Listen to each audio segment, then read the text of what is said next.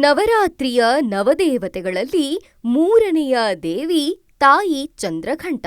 ಚಂದ್ರಘಂಟ ಮೂರನೆಯ ನವದುರ್ಗೆಯ ಅವತಾರವಾಗಿದೆ. ಚಂದ್ರಘಂಟ ಎಂದರೆ ಗಂಟೆ ಆಕಾರದ ಅರ್ಧಚಂದ್ರವನ್ನ ಹೊಂದಿರುವ ದೇವಿ ಎಂದು ಅರ್ಥ. ಅವಳು ತನ್ನ ಮೂರನೆಯ ಕಣ್ಣನ್ನು ಯಾವಾಗಲೂ ತೆರೆದಿರುತ್ತಾಳೆ.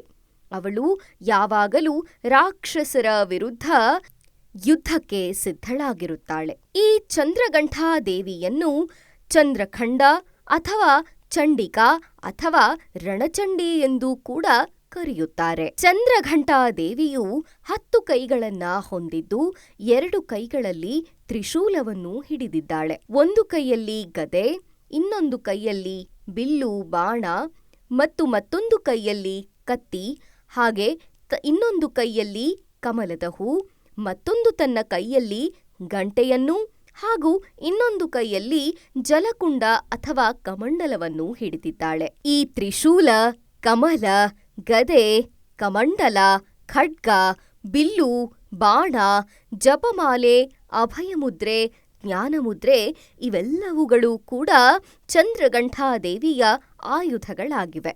ಧೈರ್ಯ, ಶೌರ್ಯ ಹಾಗೂ ಶಾಂತಿ ಅನುಗ್ರಹದ ಪ್ರತೀಕವಾದ ಈ ದೇವಿ ಧೈರ್ಯವನ್ನ ಜನರಿಗೆ ಫಲ ನೀಡುತ್ತಾಳೆ. ಆಕೆಯ ಕೃಪೆಯಿಂದ ಭಕ್ತರ ಎಲ್ಲ ಪಾಪಗಳು, ಸಂಕಟಗಳು, ಶಾರೀರಿಕ ಸಂಕಟಗಳು ಹಾಗೂ ಮಾನಸಿಕ ಕ್ಲೇಶಗಳು ಕೂಡ ನಿವಾರಣೆಯಾಗುತ್ತೆ. ಚಂದ್ರಘಂಟಾ ದೇವಿ ಪಾರ್ವತಿಯ ಮತ್ತೊಂದು ಅವತಾರವಾಗಿದ್ದು, ಆಕೆಯು ರಾಕ್ಷಸರ ಸಂಹಾರಕ್ಕಾಗಿಯೇ ಸದಾ ಸಿದ್ಧಳಾಗಿರುತ್ತಾಳೆ. ಇನ್ನು ಚಂದ್ರಘಂಟಾ ದೇವಿಯ ವಾಹನ ಸಿಂಹ. ಇನ್ನು ಚಂದ್ರಘಂಟಾ ದೇವಿಗೆ ಹಾಲು ನೈವೇದ್ಯ ಅತ್ಯಂತ ಶ್ರೇಷ್ಠ.